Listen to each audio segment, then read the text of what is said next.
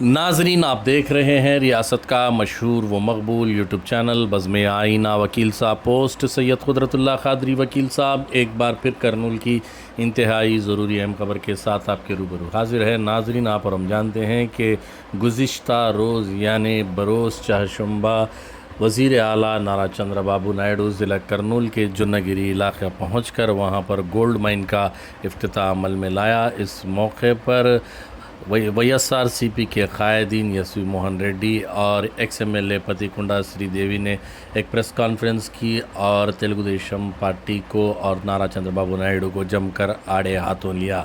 क्या कुछ कहा, ये रिपोर्ट देखिए। చాలా ఆశ్చర్యంగా ఉంది।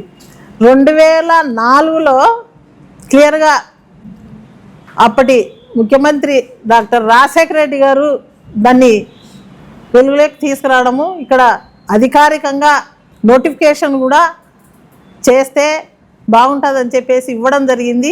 అప్పుడు ఆ అధికార నోటిఫికేషన్ ద్వారా తెలుసుకొని జియో మైన్స్ కమిటీ వాళ్ళు మేము వస్తామని చెప్పి దరఖాస్తు చేయడం జరిగింది। ఆ తర్వాత అప్పుడు సబితా ఇంద్రారెడ్డి గారు కూడా మంత్రిగా ఉన్నారు। అప్పుడు ఆమె కూడా కేంద్రానికి తీసుకెళ్ళి ఇవ్వడం జరిగింది। అప్పుడు కేంద్రం కూడా అనుమతి ఇచ్చి 2007లో దీన్ని మరి మంజూరు చేయడం జరిగింది। ఆ తర్వాత మొత్తము రాజశేఖర రెడ్డి గారి ముఖ్యమంత్రిగా ఉన్నప్పుడు అప్పుడు జరిగినది మొత్తం ప్రాసెస్ అంతా కూడా। ఆ తర్వాత మరి ఆయన చంద్రబాబు నాయుడు ముఖ్యమంత్రి అయిన తర్వాత అది వెలుగులోకే వచ్చలేదు। ఆ కంపెనీనే మరి అక్కడ ఉన్న మాకు తెలుసు అన్నీ కూడా అక్కడ ఏంది కూడా డెవలప్మెంట్ అనేది కానీ ఏదో కొన్ని ఎకరాలు కొనడం కానీ లీజుకు తీసుకోవడం కానీ ఏమీ జరగలేదు। తర్వాత మళ్ళా 2019 నుంచి 24 వరకు జగన్మోహన్ రెడ్డి గారు ముఖ్యమంత్రిగా ఉన్నప్పుడు మా ఫీల్డ్లో అది 200 ఎకరాలు అక్కడ కొనడం జరిగింది। 1500 ఎకరాలు అక్కడ లీజు కూడా తీసుకోవడం కూడా జరిగింది। అప్పుడు అన్నీ కూడా పూర్తి చేయడం జరిగింది।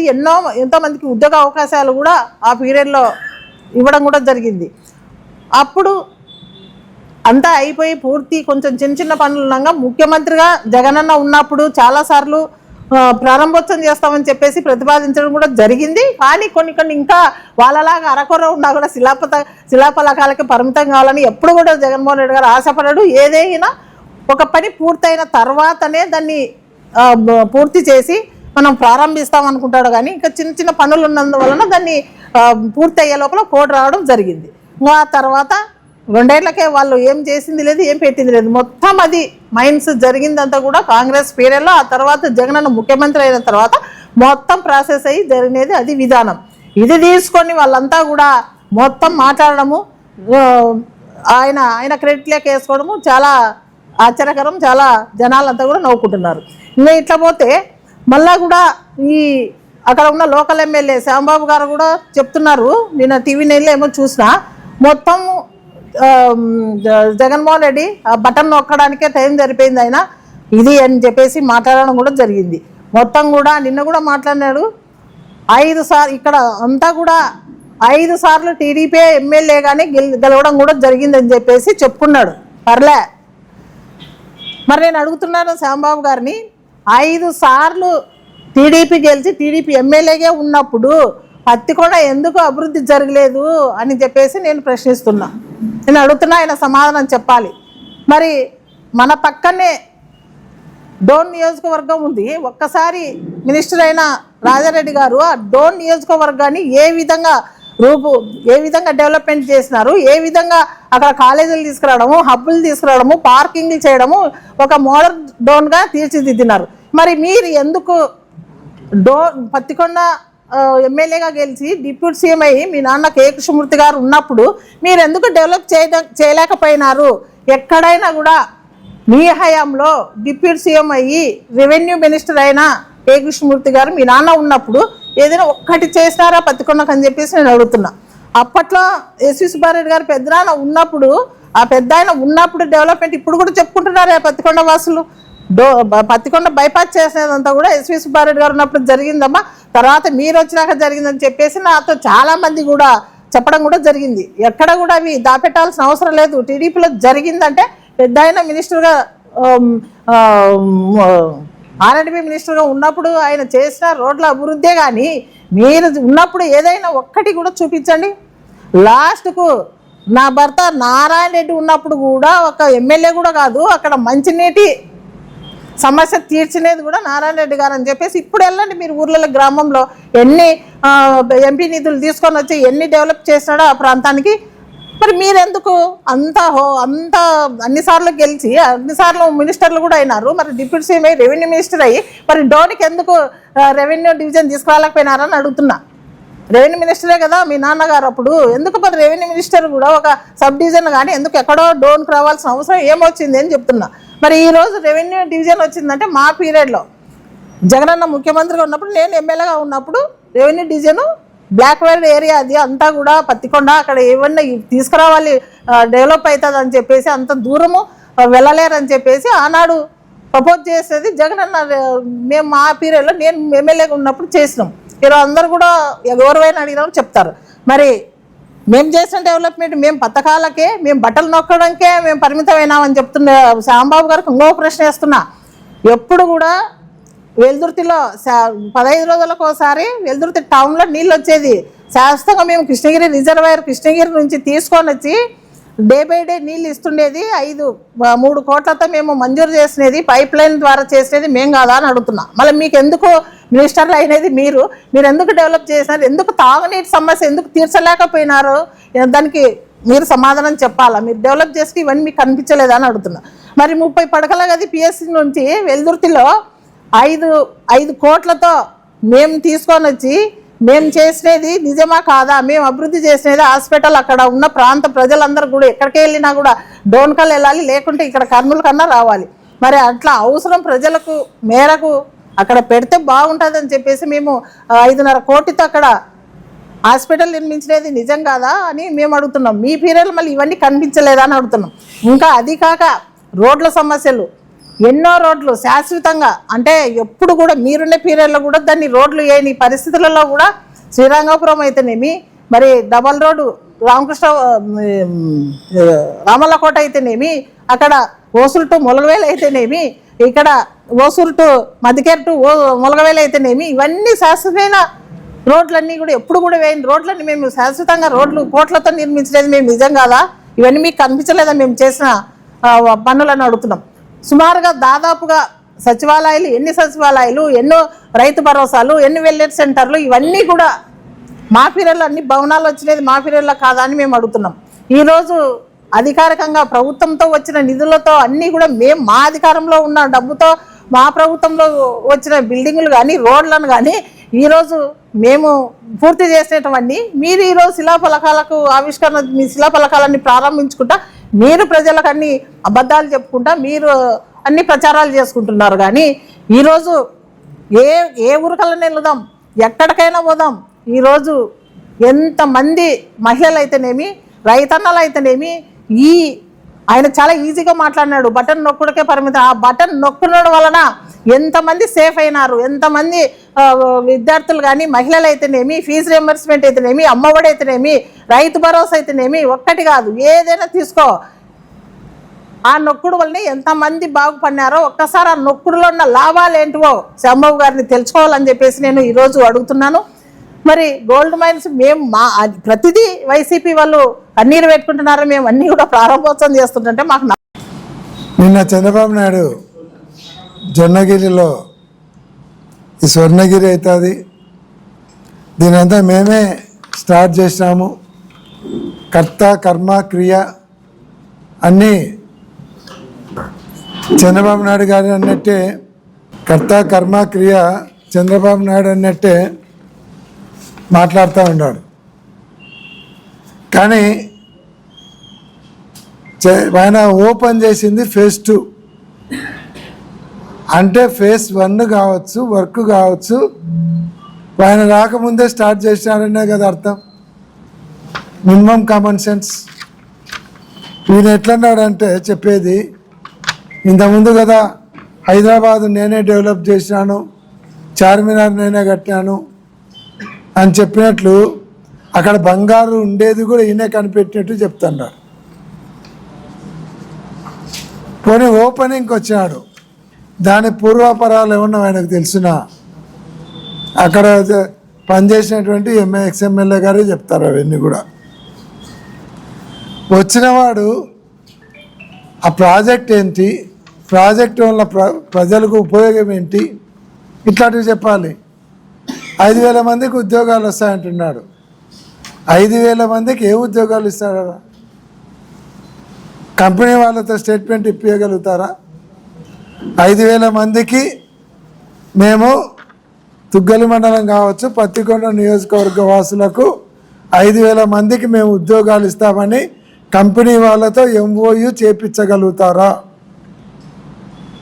చంద్రబాబు నాయుడు గారిని సూటిగా ప్రశ్నిస్తున్నాను నేను. ఆడ కొండను తవ్వుతారు, ఎలుక కూడా దొరకడంలే. ఆడేమన్నా గోల్డ్ మ్యానుఫ్యాక్చరింగ్ కానీ దాని యూనిట్ కానీ పెడుతున్నారా? ఏమన్నా అంటే లోకల్గా లేబర్ను తవ్వడానికి అంటే కూలీ పనికి ఉపయోగించుకుంటున్నారు. మిగతా వాళ్ళందరూ బయట నుంచి తెచ్చుకున్నారు.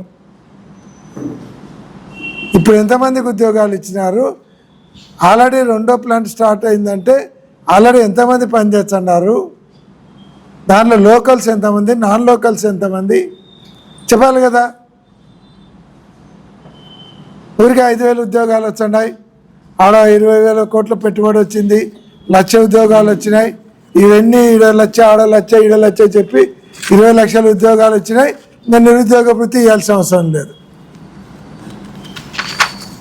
ఇట్లా మోసపు మాటలు చెప్పి ఎన్ని రోజులు ప్రజలను మోసం చేస్తారు. పైగా ఆడికి వచ్చి సబ్జెక్టు మాట్లాడుతున్నాడా? ఏమన్నంటే రాయలసీమ వెనుకబాటుతనం అంటాడు. ఇప్పటికి 17 సంవత్సరాలు ముఖ్యమంత్రిగా ఉన్నప్పుడు రాయలసీమను నువ్వు ఏమి అభివృద్ధి చేసినావు? రాజశేఖర రెడ్డి గారు జలయజ్ఞం అని పెట్టి స్టార్ట్ చేసిన తర్వాత రాయలసీమ ప్రజలు నీళ్లు చూస్తూ ఉన్నారు. అంతకుముందు ఎన్టీ రామారావు గారు తెలుగు గంగ ప్రాజెక్టు మొదలుపెట్టిన తర్వాత ఆ ప్రాంతం కొంత డెవలప్ అయితే రాజశేఖర రెడ్డి గారు వచ్చిన తర్వాత ఈ ప్రాజెక్టులన్నీ కూడా స్టార్ట్ అయినాయి. మీరు పూర్తి చేసిన ప్రాజెక్టులు ఏమున్నాయో చూపించండి. అసలు మీరు మొదలుపెట్టిన ప్రాజెక్టు చూపించండి. ఏదీ లేదు. నేనే రాయలసీమ అభివృద్ధి చేసినట్టు. రాయలసీమను హార్టికల్చర్ హబ్గా 1,00,000 కోట్లు ఖర్చు పెట్టి డెవలప్ చేస్తామని చెప్పినారు కదా మీరు. ఇప్పుడు 2 సంవత్సరాలు దాటిపోయింది కదా. 2 లక్షల కోట్లు ఖర్చు పెడతా ఉండేవాళ్ళు హార్టికల్చర్ కోసం 2,000 కోట్లు ఖర్చు పెట్టావా? 200 కోట్లు ఖర్చు పెట్టారా? అది లేదు కదా. ఇండస్ట్రీస్ ఏమో వచ్చే ఇండస్ట్రీస్ తీసుకుపోయి విశాఖపట్నం అంటున్నారు, తప్పితే అమరావతి అంటున్నారు. రాయలసీమకి ఏం ఇండస్ట్రీస్ తెస్తున్నారు? అవి కూడా జగన్మోహన్ రెడ్డి గారు ఉన్నప్పుడు ల్యాండ్ అలాట్మెంట్ అయినటువంటి ఇండస్ట్రీస్ తప్ప కొత్తగా మీరు సాధించింది ఏముంది రాయలసీమకు?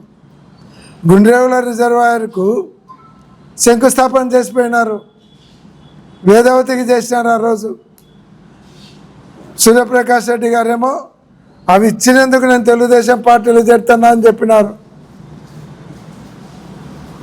అక్కడ అతీగతి లేదు. పోనీ మీరు వచ్చి 2 సంవత్సరాలు అయింది కదా, కనీసం ఫైల్ మూవ్ చేసినారా? ప్రాజెక్ట్ రిపోర్టు తయారు చేసినారా? కనీసము ఈ గుండ్రేవుల ప్రాజెక్టు గురించి మీ శిష్యుడైనటువంటి రేవంత్ రెడ్డి గారిని మాట్లాడినారా? లేదు కదా. రేవంత్ రెడ్డి గారిని ఒప్పించుకోవచ్చు కదా, శిష్యుడే కదా. పైగా ఒకటే క్రిమినల్ కేసులో 2 ముద్దాయిలు. ఓటుకు నోటు కేసులో ఒక క్రిమినల్ కేసులో 2 ముద్దాయిలు. ఆ మాత్రం ఒప్పించుకోలేదా? రేవంత్ రెడ్డి అడిగినాడని చెప్పి రాయలసీమ ఎత్తిపోతల పథకాన్నే ఆపిన వాడివి కనీసం ఈ గుండ్రేవుల పర్మిషన్ తీసుకోలేవా? ఎవరికి మోసపు మాటలు చెప్తాండవు? రాయలసీమ ఎత్తిపోతల పథకంతో అటు నంద్యాల జిల్లా కానీ కర్నూలు జిల్లాకు కానీ తప్పితే కడప జిల్లాకు వీటన్నిటికీ నెల్లూరు జిల్లాతో సహా రాయలసీమ ఎత్తిపోతలతో ఉపయోగం ఉంటుంది. అలాగే హెచ్ఎన్ఎస్ఎస్ కూడా అక్కడ వాళ్ళకి అవసరాలు తగ్గితే హెచ్ఎన్ఎస్ఎస్ వాటర్ తీసుకోవచ్చు. అసలు 800 అడుగుల నుంచి నీళ్లు తీసుకున్నప్పుడు పోతిరెడ్డిపాడుకు కానీ హెచ్ఎన్ఎస్ఎస్ కానీ తొందరగా నింపుకోవడానికి అవకాశం ఉంటుంది. ఇవి కాకుండా ఆయన చెప్పినాడని ఆపి గ్రీన్ ట్రిబ్యునల్ పర్మిషన్ లేదు, జగన్ ట్రిబ్యునల్ పర్మిషన్ లేకుండా కట్టినాడు అని మాట్లాడతాం. పాలమూరు రంగారెడ్డికి గ్రీన్ ట్రిబ్యునల్ పర్మిషన్ ఉందా? నువ్వు ముఖ్యమంత్రి కట్టినప్పుడు వాళ్ళు కట్టారు. కల్వకుర్తి ఎత్తిపోతల పథకాన్ని వాళ్ళు కెపాసిటీ పెంచినప్పుడు పర్మిషన్ ఉందా? నువ్వు ముఖ్యమంత్రి కట్టినప్పుడు కట్టారు. మరి ఎందుకు నువ్వు అడ్డుకోలేకపోయినావు? ఎందుకు? కేవలం ఓటుకు నోటు కేసులో ముద్దాయిలు కాబట్టి రేవంత్ రెడ్డిని నిన్ను జైల్లో పెడతారని భయంతో అడ్డుకోలేకపోయినావు. ఇప్పుడు గుర్తొస్తుందా నీకు గ్రీన్ ట్రిబ్యునల్, ఎల్లో ట్రిబ్యునల్ అని? ఇవన్నిటికీ సమాధానం చెప్పని చేతగాక క్రిమినల్స్ పార్టీ, గొడ్డలి పార్టీ అని చెప్తావు. ఎవరిది క్రిమినల్స్ పార్టీ? క్రిమినల్ యాక్టివిటీ ఎవరు? ఎక్కడో అవసరం లేదు. కర్నూలు జిల్లాలోనే మీరు అధికారంలోకి వచ్చి 6 నెలల లోపల 2 హత్య చేయించినారు. ఆలూరు నియోజకవర్గంలో ఒకరు, నంద్యాల నియోజకవర్గంలో ఒకరు. మాచెల్లలో 2 చంపిస్తుంది. అంబటి రాంబాబు ఇంటి మీద పడి ఇల్లు కాలిస్తుంది. విజయవాడ జోగి రమేష్ ఇంటి మీద పడి పెట్రోల్ బాంబులు వేస్తుంది. ప్రసన్న కుమార్ రెడ్డి ఇంటి మీద పడి గలాట చేస్తుంది. క్రిమినల్స్ పార్టీ ఎవరిది? మీదే, మాదే? లాకప్ డెత్తులు, సాయికృష్ణ ఆయనను తీసుకుపోయి లాకప్ డెత్ చేసిరి.